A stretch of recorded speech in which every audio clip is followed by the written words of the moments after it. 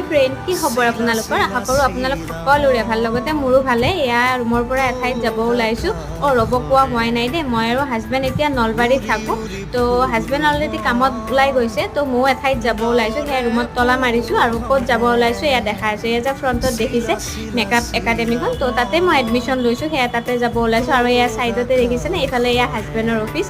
তো আমাৰ দুইজনৰে ৰুমটোৰ ওচৰতে হয়। বাকী এয়া মই এতিয়া ক্লাছলৈ গৈ আছোঁ, যিহেতু 12টা বজাত সময় দিছিলে আৰু মই 12টা বজাতে ওলাইছোঁ। আৰু দুখোজমান দিয়ে আমাৰ ইয়াৰ মেকআপ ষ্টুডিঅ' পাই গ'লোঁ আৰু ইয়াৰ ভিতৰৰ দৃশ্য অকণমান দেখাই দিলোঁ। আৰু আটাইকেইটা আহি পোৱাৰ পিছতে আমি আমাৰ ক্লাছ আৰম্ভ কৰিলোঁ। 2 ঘণ্টামান ক্লাছ কৰাৰ পিছতে এয়া আমাৰ চাহৰ টাইম হ'ল। আৰু চাহটো মোৰ প্ৰিয়, আপোনালোকে গমে পায়। তো এয়া পিঠাৰ লগত চাহ কাপ খালোঁ। এইফালে দেখিছেনে মোৰ কোচত এই মৰম লগা অকণমানিটো আমাৰ ফ্ৰেণ্ড এজনীৰে হয়। যেতিয়া আমি ক্লাছ কৰি থাকোঁ সি ইমান ধুনীয়াকৈ খেলি থাকে।